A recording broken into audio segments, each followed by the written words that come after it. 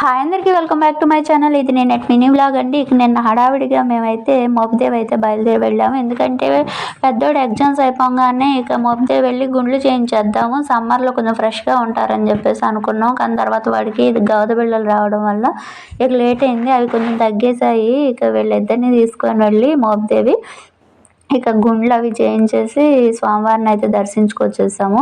Every year మేము గుండ్లు ఈ హాలిడేస్ ఇవ్వంగానే చేయించేస్తాను. ఎందుకంటే మరీ గుండు అంటే వీళ్ళకు చిరాకుగా ఉండిద్ది అని చెప్పేసి అలా చేయిస్తాము. ఇక అక్కడ అన్నదానం అయితే ఉంటాయి స్వామివారి మండపంలో, కళ్యాణ మండపంలో.